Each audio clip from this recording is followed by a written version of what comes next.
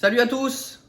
On se retrouve dans cette vidéo pour quelque chose qui a été assez choquant, mais dans le bon terme. Vous le savez, on a acheté, donc on a investi à Miami et ensuite à Orlando dans notre maison. On a fait des travaux intérieurs, donc on a refait de la peinture, on a refait des moquettes, on a refait pose de parquet. Un ami à moi est venu m'aider, alors heureusement qu'il était là, plus de l'embellissement un petit peu intérieur. Maison de 242 mètres carrés avec 42 mètres carrés de garage, piscine, tout ça. Donc, c'est là qu'on a appris qu'on pouvait investir, qu'on pouvait avoir un prêt américain avec nos revenus français. Je n'y croyais absolument pas au début. Mais du coup, maintenant j'y crois puisque nous l'avons fait. Donc, nous avons notre maison à Orlando. Alors, Orlando a été plutôt stratégique puisque, vous le savez, j'ai une formation sur l'investissement en Floride et on fait investir du côté d'Orlando.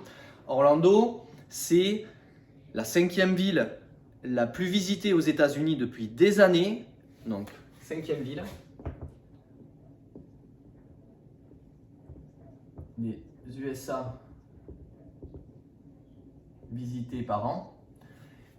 Et c'est 5 millions de visiteurs par an. Donc déjà, c'est quelque chose d'énorme. Juste pour vous faire une petite comparaison par rapport à la maison que l'on a à Bali, l'Indonésie entier, qui est quand même beaucoup plus grand que la Floride. Ça se voit à l'œil nu, on le voit bien. Avant Covid, je parle, c'était 2 millions de touristes par an pour ce pays-là qui était placé dans les 2-3 premières plus grandes destinations mondiales. Là, on est en Floride grâce au parc à Orlando. Mais c'est pas ça. Mais par contre, ça a un lien par rapport à ce que je vais vous dire. Nous avons acheté notre maison là-bas, 450 000 $. Donc, tu te fais les calculs, 242 mètres carrés, 42 mètres carrés de garage, la piscine, le dôme, dans ça s'appelle une townhome, ultra sécurisée. C'est le Desperados Vice, le truc, vous allez voir, les gazons, ils sont comme ça, voilà, c'est propre de chez propre, vraiment un secteur très très bien. 450 000 $,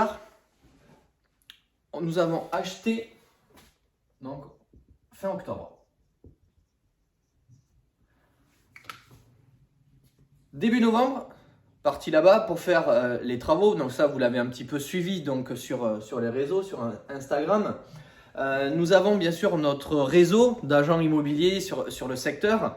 Et on voulait savoir de combien était la taxe à l'année à payer pour la prévoir. Du coup, ma femme a appelé donc une francophone qui gère avec nous tout ce qui est au niveau immobilier. Et là, elle a vu donc dessus, puisqu'elle a accès à des codes que nous, on n'a pas. Et là, elle a regardé, donc c'est bon, la maison est bien à votre nom, tout est OK, c'était à l'adresse, il y en a, elle a tout vu. Et là, donc, c'était début janvier, donc en janvier. Donc, juste avant d'en venir sur le montant, 450 000, ce montant-là a été validé par la banque. Parce que quand tu fais un prêt bancaire, ils te font passer un autre agent immobilier qui lui va regarder par rapport au secteur, par rapport aux maisons qui ont été vendues autour, savoir si on est bien ou on n'est pas surcoté. Parce que par exemple, si la maison, on l'achète 450 000, mais elle était surcotée, la banque n'aurait pas prêté, il aurait fallu rajouter du cash de notre poche. Là, il a dit, on est bon, c'est ça, c'est ce qui se vend. Sauf que, en l'espace de fin octobre à début janvier, donc 2022, donc elle voit tout et c'est calculé, on peut le faire aussi en France, l'estimation. Entre-temps, il y a eu d'autres maisons parce que c'est pas un tout petit lotissement, c'est un truc quand même qui est assez énorme. Tu as des rues et tout dedans, donc c'est vraiment très très grand. La maison a pris 70 000 $ de plus-value.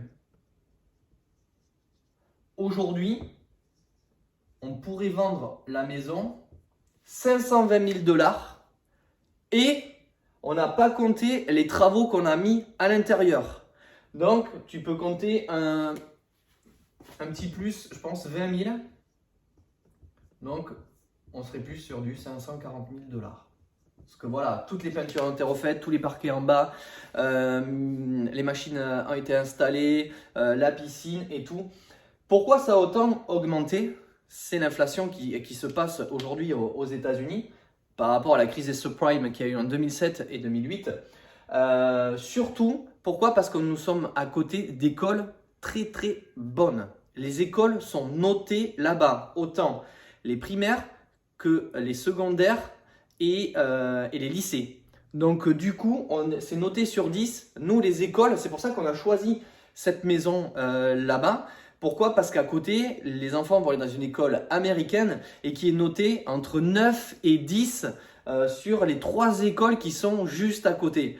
Donc voilà, si tu vas dans un secteur où la maison à côté, tu as de moins bonnes écoles, la maison va être beaucoup moins chère puisque ça va moins attirer, du moins les familles, surtout, pas l'investissement, surtout les familles.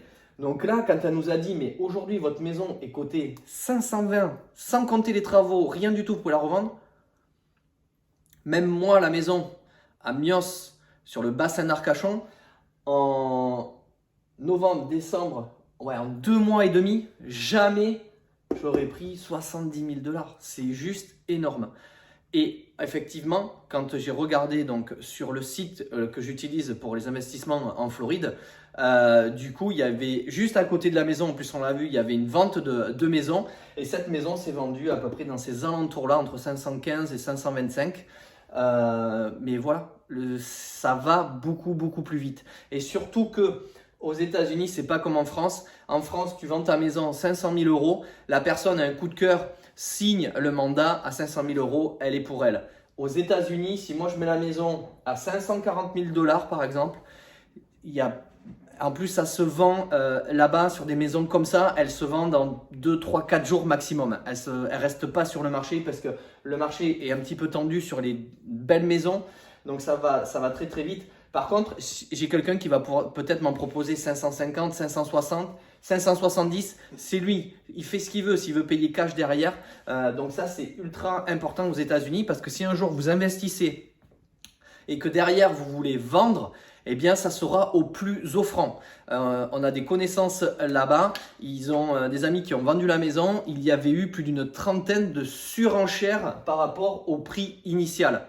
Voilà. Ce n'était pas des personnes qui travaillaient dans l'immobilier. Donc, qu'est-ce qu'ils ont fait? Ils ont regardé un petit peu comme ça. Ils ont dit, c'est ça. Et derrière, c'est une maison vraiment beaucoup plus grosse qui a plu. Et donc, du coup, il y a eu une trentaine d'enchères de propositions au-dessus du prix initial. Et ça, aux États-Unis, ben, voilà, c'est comme ça. Parce que toi, tu vas le faire en France. Tu vas dire, bon, ben voilà, ma maison, je regardais par rapport aux autres. J'ai l'agent immobilier qui est venu, il y en a un qui m'a dit 500, l'autre il m'a dit 480 pour avoir, voilà, il se chope les mandats pour avoir les choses comme ça. Et donc du coup, si la personne met au montant, mais peut-être que votre maison ne valait pas 500, elle valait peut-être 550, mais on ne s'est pas bien renseigné. Donc ça arrive, tandis que là, non, ça ne fonctionne pas. C'est le vendeur, si vous pouvez vous en tirer au maximum, vous en tirez au maximum. Donc voilà, c'est une chose que vous partagez donc, sur Orlando. Donc nous, on est à East Orlando.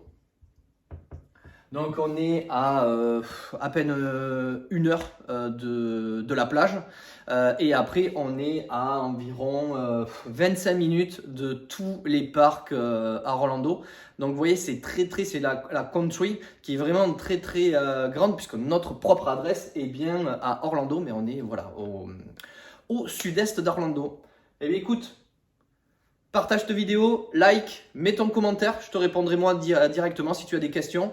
Je te mets aussi le lien si tu veux investir en Floride. Donc j'ai une formation sur l'investissement en Floride pour soit toi-même le faire, par toi, comme tu veux.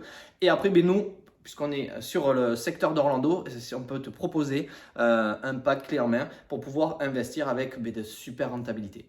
Voilà, allez, ciao tout le monde.